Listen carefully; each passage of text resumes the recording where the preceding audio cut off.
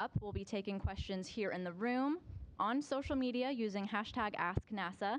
And if you're joining us on our phone line, go ahead and press *1 to answer our question queue, or *2 to kind of lower your virtual hand if your question's already been asked. I've got my social media questions here, so keep your Ask NASA questions coming at any time. So we're here to talk about this awesome crew, Crew-7, and of course Laurel Hera joining us today as well. Crew-7 is launching August 17th at 5:56 a.m. Central Time, 6:56 a.m. Eastern, 3 minutes after sunrise. And they'll arrive at the space station on August 18th, about 20 hours after their launch. And Laurel's launch will be September 15th at 10:44 a.m. Central Time. We're here to talk about their mission before they go up to space. We have a lot of exciting things happening, including Andreas becoming a station commander in late September, taking over from Sergei Prokopyev. I'm actually going to toss over to Andy for some opening remarks. Thank you, and welcome to everyone to this Expedition 70, Crew-7 and Soyuz press conference. We've got 5 out of 7 Expedition 70 crew members. We are incredibly excited to be in the final stages, very, very final stages for Crew-7. We have a couple days to go before we enter crew rest and then quarantine prior to our launch on August 17th. And then, of course, about a month after we launch, we look forward to the arrival of Laurel and her 2 crewmates to the International Space Station and the start of Expedition 70, which will be a very exciting and very busy increment on board the space station. We have a lot of exciting scientific research and technology development projects that we look forward to for the 6 months, close to 6 months that we will be on board the space station. And we look forward to taking your questions today. Thank you, Andreas. Let's get to those questions. So why don't we start here on the phone with Marcia Dunn.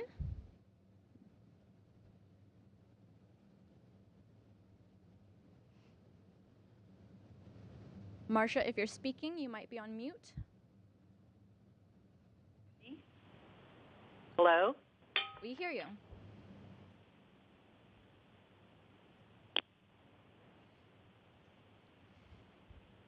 Marcia? That's okay. Why don't we go to our next question? Can you hear? Can you hear now? Yes, I can. Okay, sorry. Yes, thanks for taking my question. I'd like to just ask the crew members who are going to be making their first flights to space. Tell me about what led to this, how excited you are, and what you're looking forward to about the space flight. Anything that can just give us a look into your mind and your hearts as you're about to go off on this endeavor. Thank you.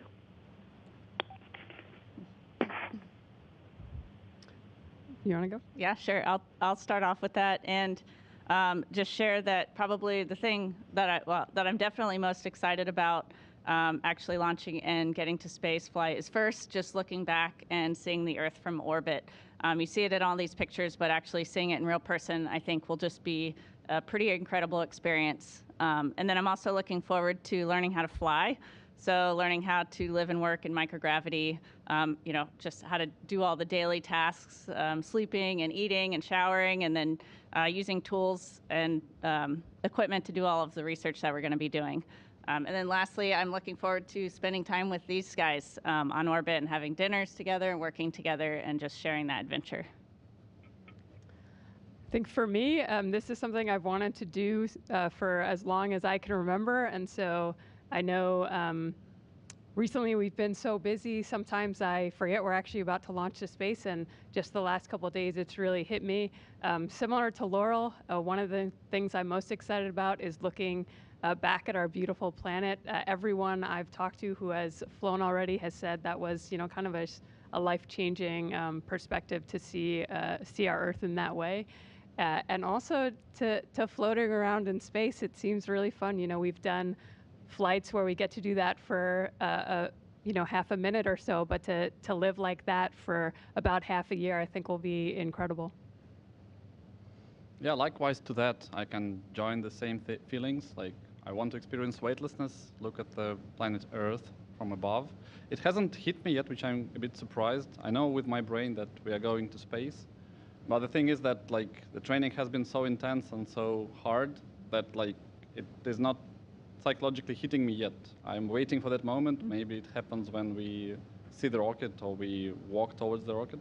I'm really looking forward to that. And also I'm looking forward to coping with all the tasks. You know, this is a very interesting profession. You are preparing for something which you haven't tried yet, and you really want to do it well, but you don't know what it will be. So I'm really looking forward to the adventure, and I'm really excited and honored to do that with these guys. Thank you, Marcia, for your question. Let's now go to Robert Perlman with Collect Space.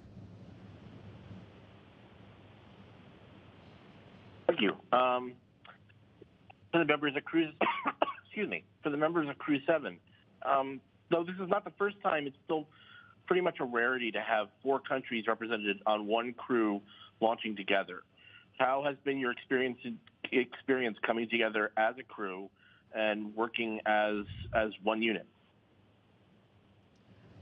It's been incredible. This was something when I first found out I was flying on Crew-7, I knew it was a possibility for this to be an all-international crew.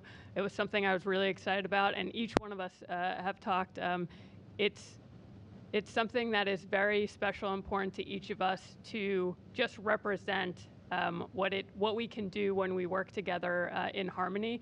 And it's one of the things I think we're most proud of is what we represent by being an all-international crew.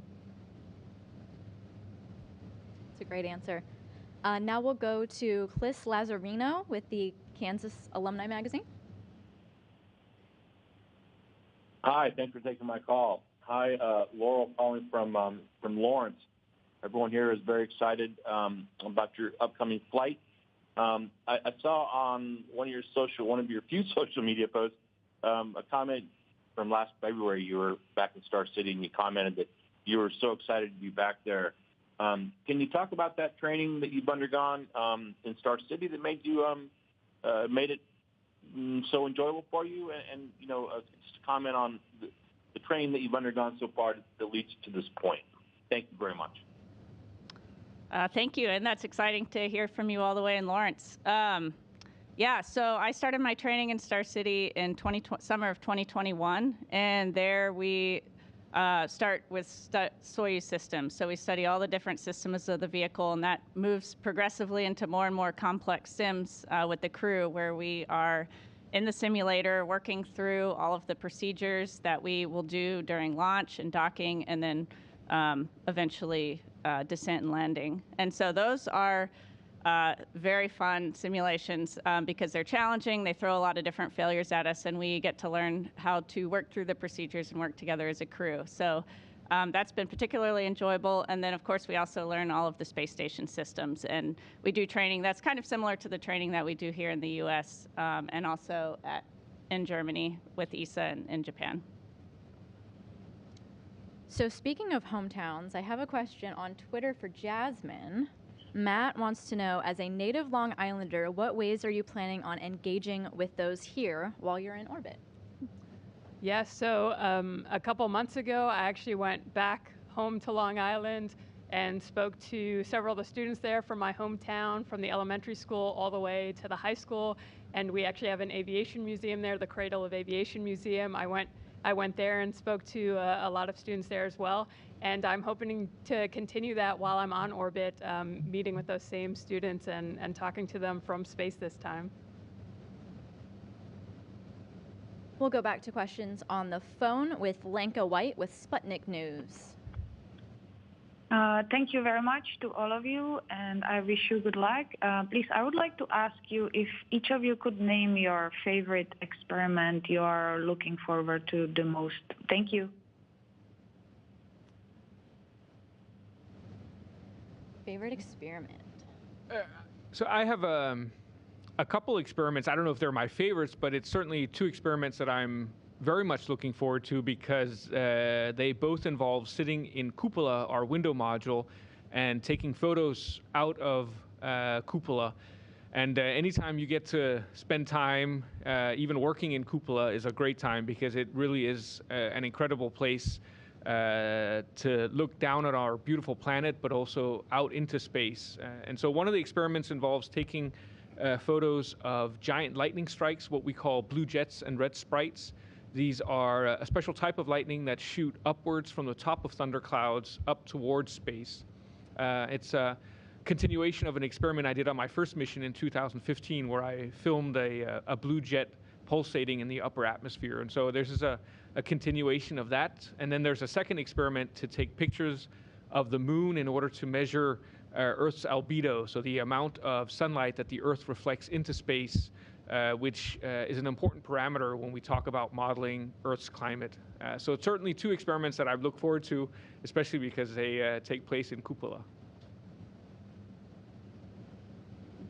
No, one that I'm really excited about, which we may get to do, some members of our crew may get to do while we're up there, is actually conducting science during a spacewalk and swabbing the outside of stations for a microorganisms spacewalk, swabbing outside of different vents and seeing is there any life that has persisted on the outside of the space station.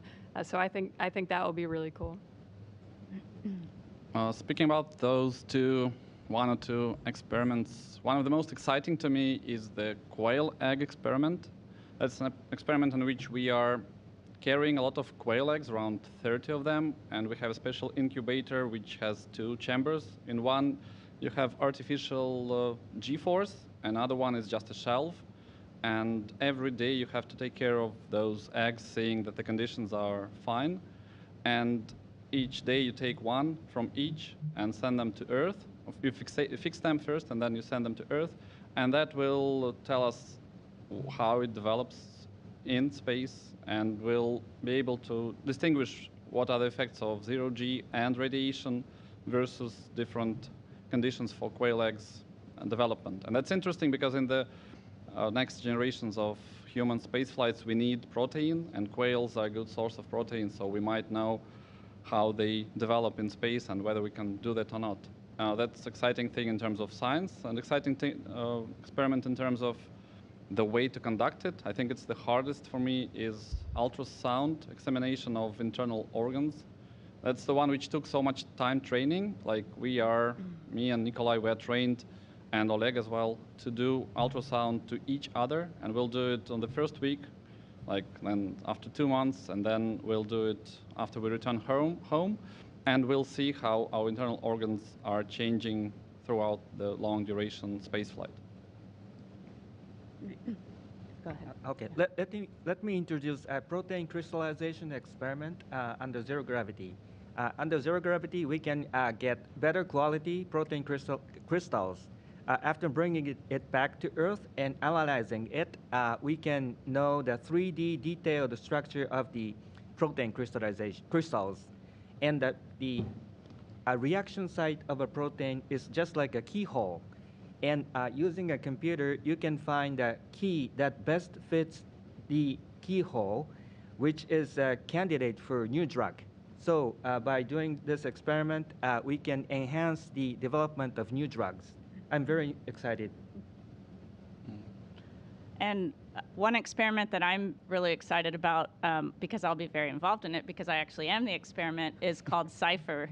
And that is a relatively new medical research experiment that takes 14 different studies covering everything from bone and joint health to cognitive performance. So how I learn how my brain learns to live and adapt in a 3D environment versus usual 2D environment. And so that's been super interesting. It's very new.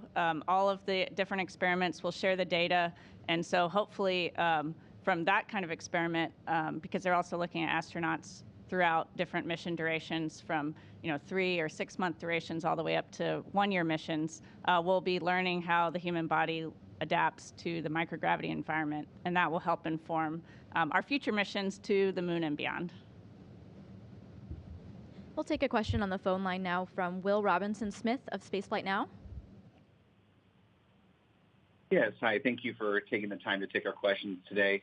If we can go back down the line, what's a personal item that you're looking forward to bringing on station with you, and why did you choose that one?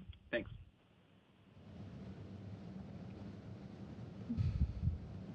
I personal Was there a items, which we second plan- part to that question? Did it get cut off, or was it just what's our favorite personal item we're going to bring? What personal item you'll be bringing? Will Robinson Smith, was there a second part to your question? Just, how did you happen to choose that item, given that, you're limited on what you can bring up with you? I mean, I could start. I'm not bringing a ton of personal items. But I am bringing photos of friends and family. So I'm looking forward to just having those to be able to look at those and hang them up at my crew quarters and also take photos of them in the cupola. I'm just struggling to pick one thing to talk about, but I'll go with I'm bringing 2 stuffed animals for my twin girls, dragon stuffed animals. They're the same dragon, but slightly different colors for each of them. And I introduced them to these dragons before, and then I said, okay, now we got to box them up to pack them for space. And so I'm looking forward to showing them the dragons floating around in space. I have many items, of course, I think almost all of us have their friends and family photos, but I also have my son's first toy, which I want to bring to space and then return to him as a present. That's a big thing for me, to bring it, make photos, and then return it back for us to keep it as a family item. These are all so sweet. I don't know if it qualifies as a personal item, but my Crew-7 colleagues let me pick our zero-G indicator. So traditionally, we always have some kind of toy or stuffed animal hanging from the hatch in the capsule to indicate the moment that we reach zero-G and it begins to float in weightlessness. And You can't tell them what it is yet, right? Oh, I can't. It's a surprise. It's a surprise. Okay. Well, so that's probably, I'll have to tell you the story and what it is at a later time. But Andreas, did you pick the item? I did. I got to pick the item together with my children. I have 3 children, and so it's related to them. But I'll have to keep it a surprise a little bit longer. Well, in addition to the photos of families and friends, I'm bringing some photos of from the students of the schools that I graduated from, and I'm looking forward to taking photos with them. Oh, wow. Awesome. Now we'll go to Bill Harwood with CBS News.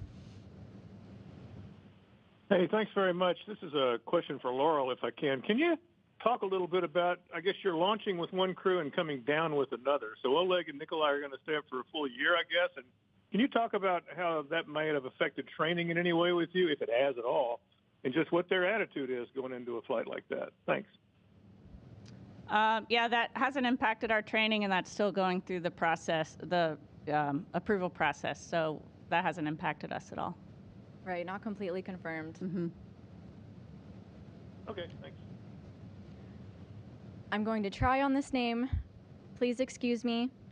Yuichiro from Kyoto News.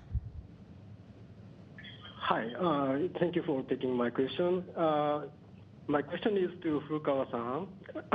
In coming years, more and more people will go to space, but I think the risk of the space trip on the human health or body is not fully understood. So as a medical doctor, how do you think you can contribute to the enhancement of knowledge through this mission and beyond?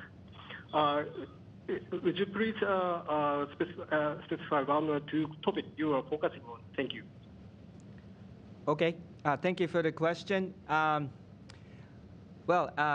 As Laurel discussed, I am also a subject for the CIPHER experiment, and it is a big 14 research combination of the 14 research project, and it is for the upcoming long duration human stay in space.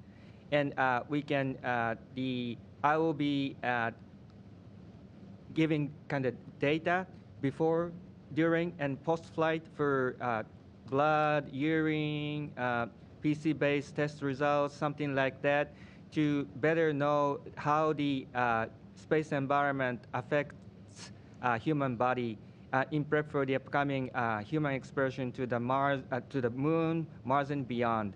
And so I'm very excited and looking forward to that. We'll take a question from Elizabeth Howell with space.com.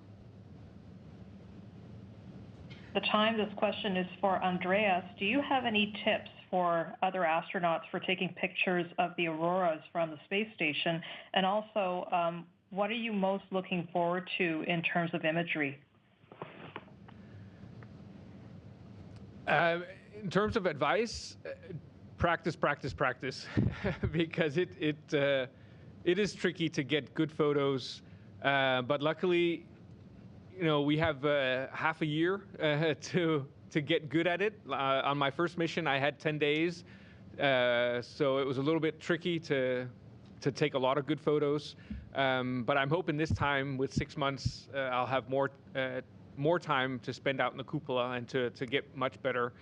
And I'm looking so much forward to getting back to the space station. It really is an incredible place, and just living and working up there with my colleagues is such a fantastic opportunity. And of course, I'm most looking forward to getting to do a lot of things I didn't get to do on my first trip because it was a shorter trip. I didn't get to see a lot of things on the Earth. I never saw the Himalaya mountains.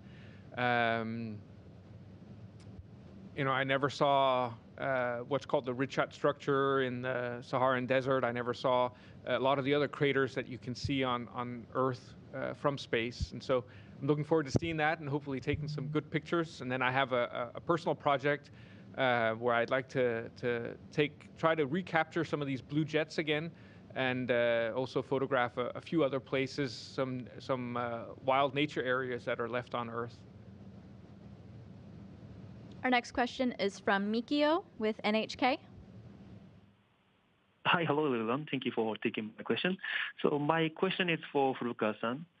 I think this is the first time you are in public with other Crew-7 members in this press conference.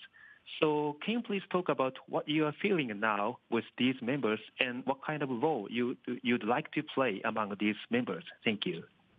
Okay. Thank you for the question.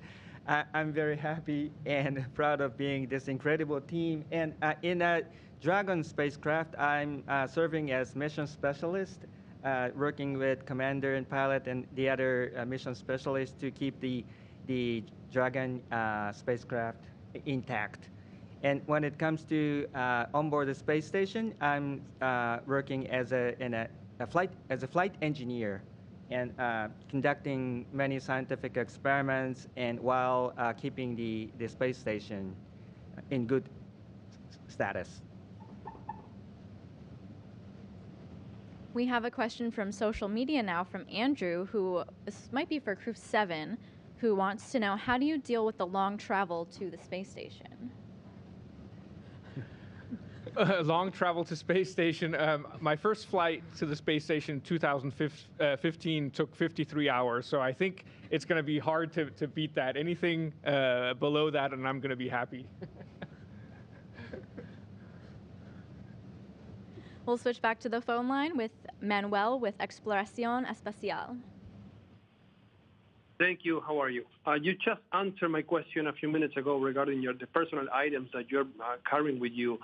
But now I'm curious how the process works. Are you giving an X amount of weight and you can carry whatever you want, not passing that weight, or is it depending on the amount of items? And if the process is the same when you launch from Russia or with a Soyuz or from the US? Thank you. I think it's similar for Russia and for United States commercial vehicles. We are allocated some weight, and we have rules of things which we can and which we cannot take. Like there are things which are breakable. We cannot take glass. We cannot take batteries. We cannot take personal electronic devices. And the rest, like if you read the rules, you're pretty sure about what you can, what you cannot. It's similar to what you could take aboard a plane to your hand luggage. And we allocated personal, like one bag. Each of us can fit up to 1.5 kilos of weight, sometimes more. And I think it's similar for Soyuz, isn't it? Same. And we had actually to prepare the list of things long in advance. Like mine was ready in April because it had to be checked and sanitized and then checked again and then brought here. So we are talking about something which has already passed and been packed, and we hope to take that out when we come aboard. Next, we'll go to David Curley with the Discovery Channel. Very much. Jasmin and Laurel, you're going to be spending a lot of time together on station. You're getting there very different ways, so your training has taken you apart, and you'll be coming back together on station. Have you done anything during training in your separate locations to stay in touch and set a plan for your stay on station? Yes.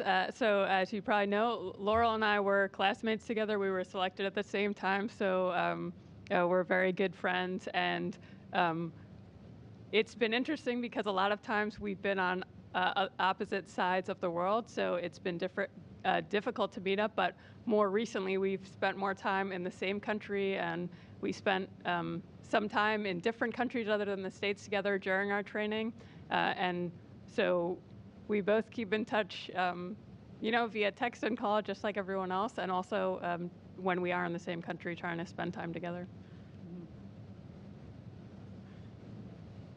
Our next question comes from social media for Konstantin.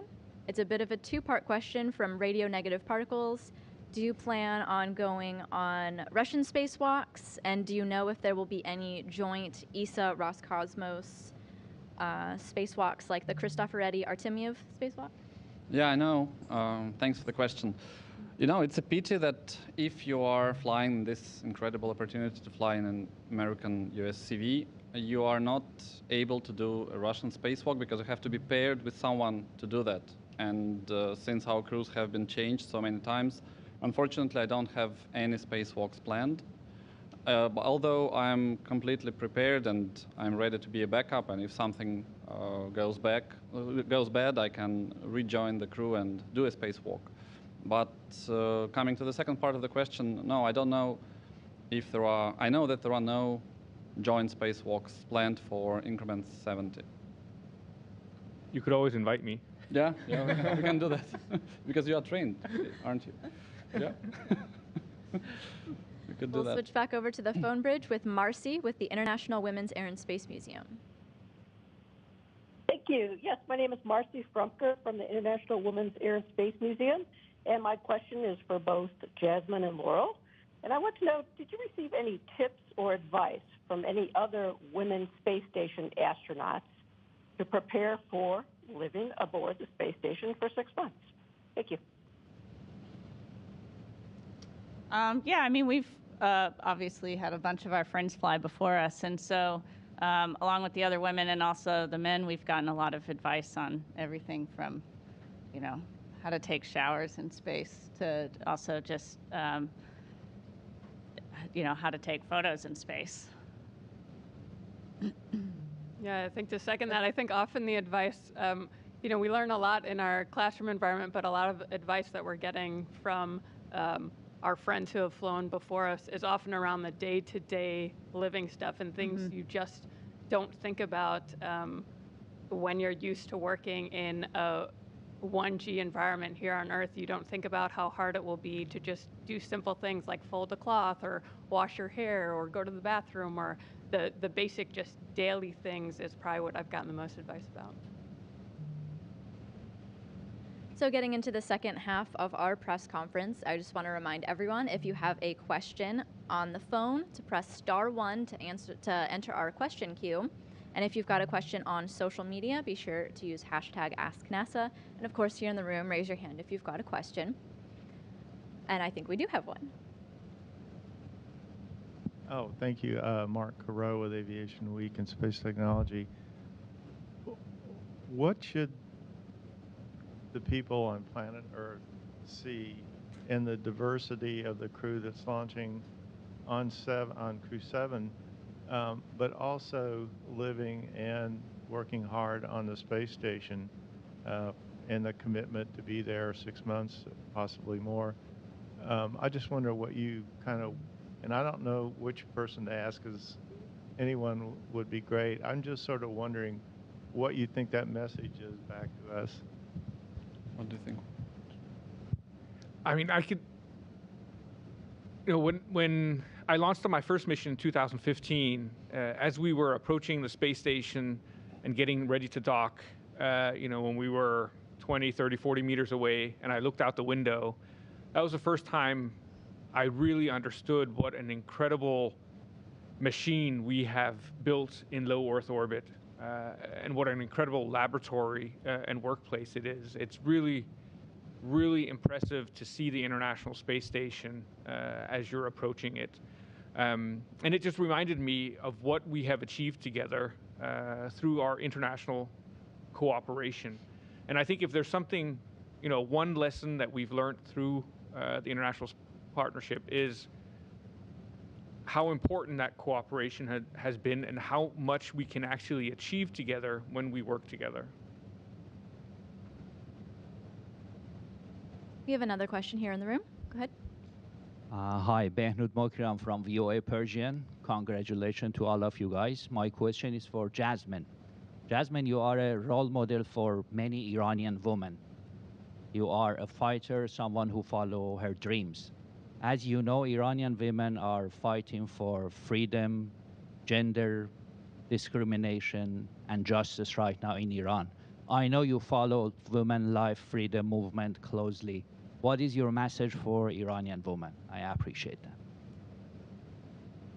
that. Yes, I've been very lucky in my life to have the opportunities I have had, and while it's taken a lot of hard work to get to where I am, I didn't have certain barriers that unfortunately others, whether it be in Iran or other parts of the world, have had. And I've been really inspired by the fact that the women and men in Iran are fighting not just for themselves, but for those who come after them.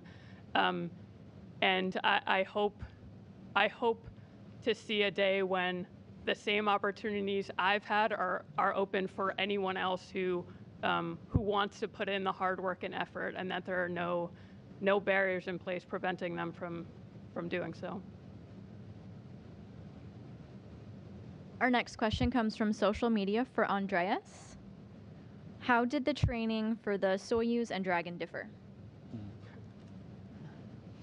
Oh, that's a good question. I mean,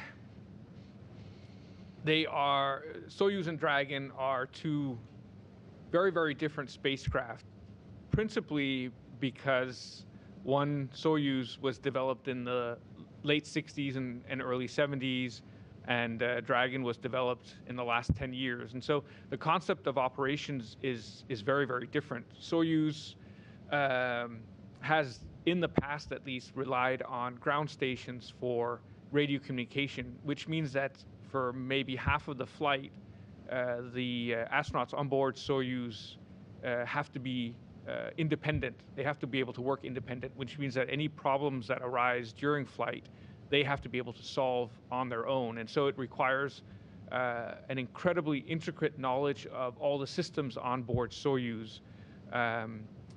With Dragon, thanks to the TDRS and the ground station network that SpaceX utilizes, we have almost 24-hour radio communication with mission control in Hawthorne, which means that SpaceX has a team of engineers and experts sitting at the consoles ready to support us in case anything happens. And so really, if problems arise, then we always have the expertise of SpaceX available to help us troubleshoot. And so it means that we don't have to be quite as independent as astronauts on Soyuz. So this question from social media was actually asked twice by Abdullah and B, who want to know what some of the major tasks are that each crew member is going to be completing.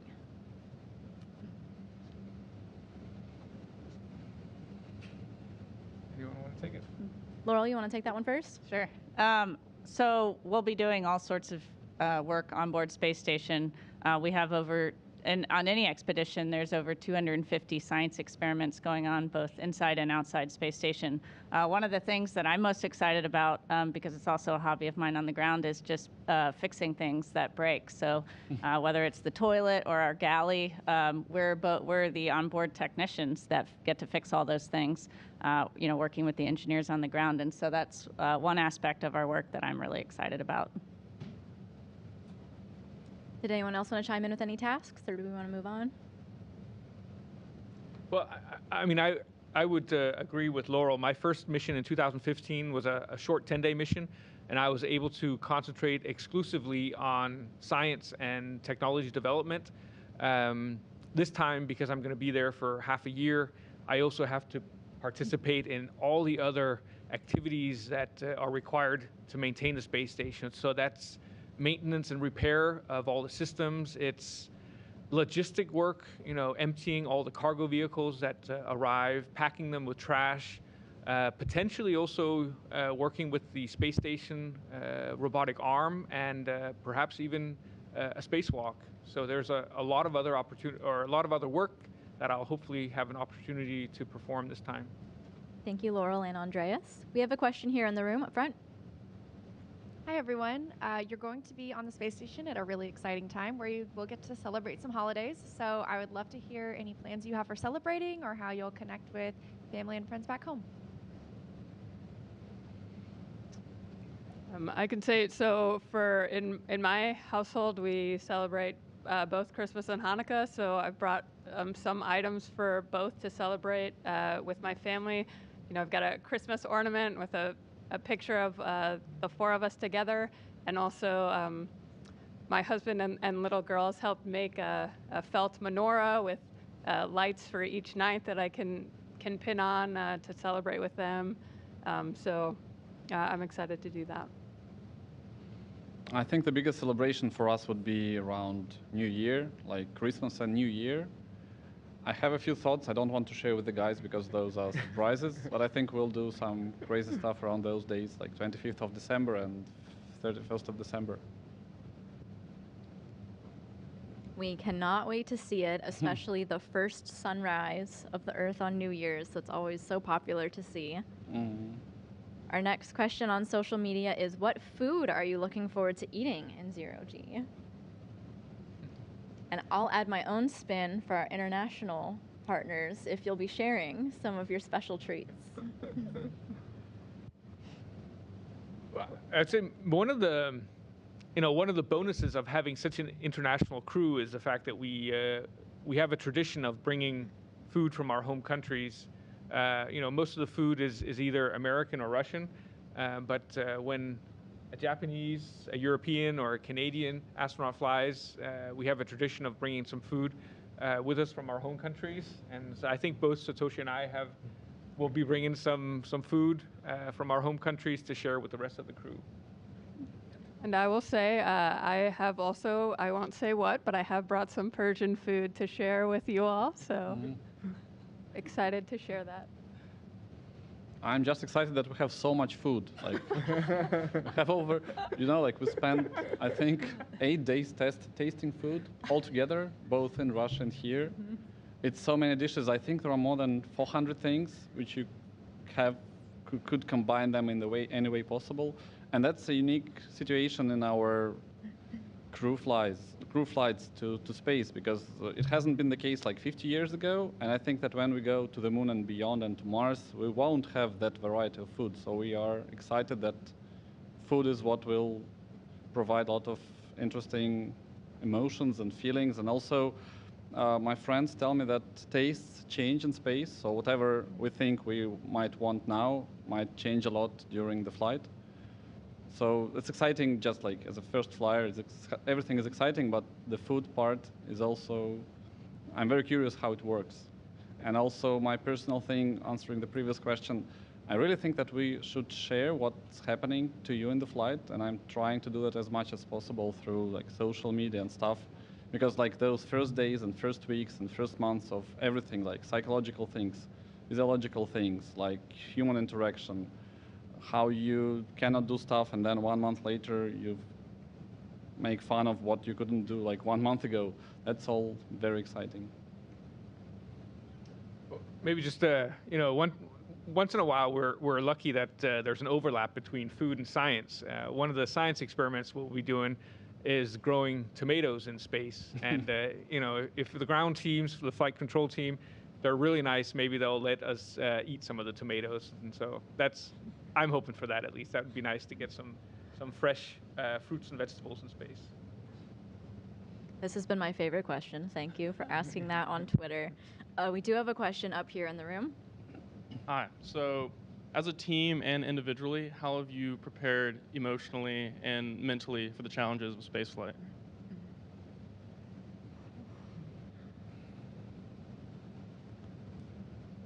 Good one. I can do that. For me, it's sports, meditation, and yoga. That's what I do, but I don't think it's very easy to make yoga in 0G. I'm really curious how it works. But at least the breathing techniques and things which I do as my daily practice, I can continue doing. That's one thing. And sports is always what would take your mind off the problem and stress.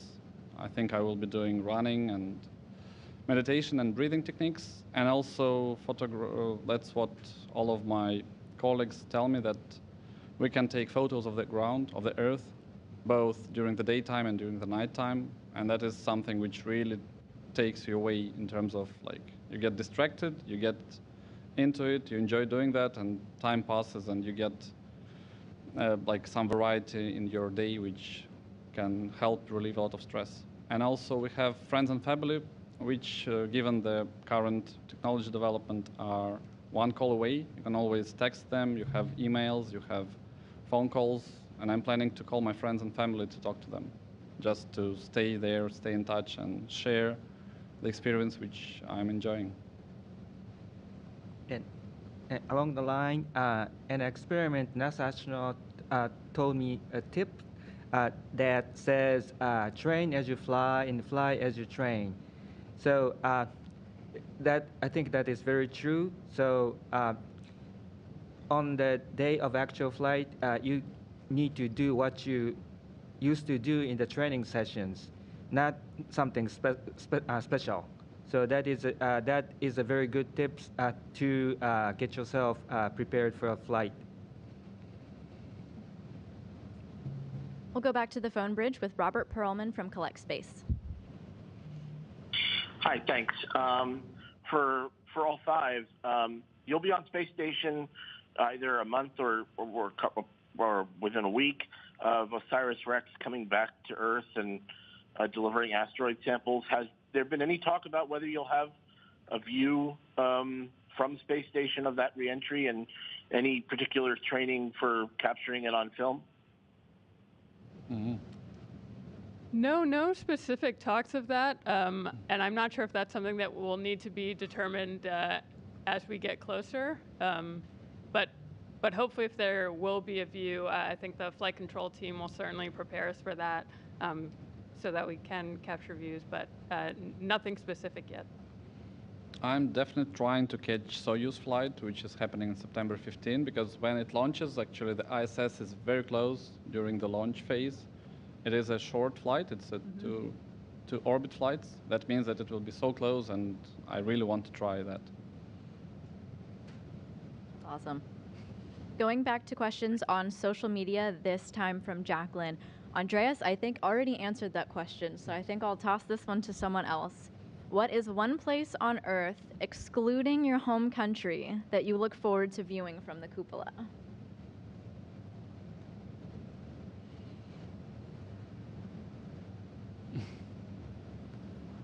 It's okay, you can think about it.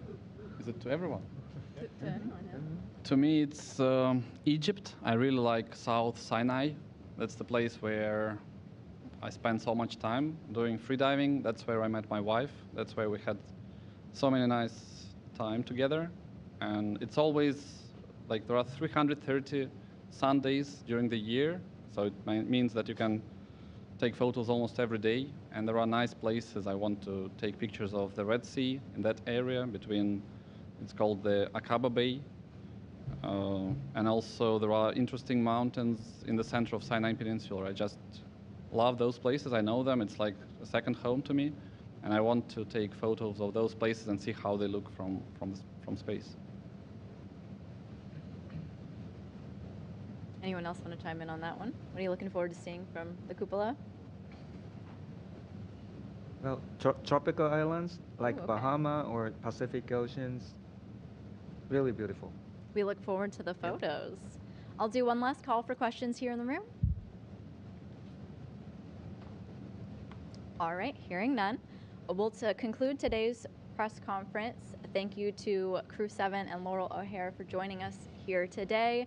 Crew-7's first on deck, launching August 17th at 5:56 a.m. Central Time, 6:56 a.m. Eastern. You can continue to follow their mission as they get ready to go to space, as well as their time on the International Space Station on their social media accounts, as well as at Space Station, as well as our International Space Station blog. We look forward to continuing to get your great questions as they go throughout their mission. Thank you for joining us.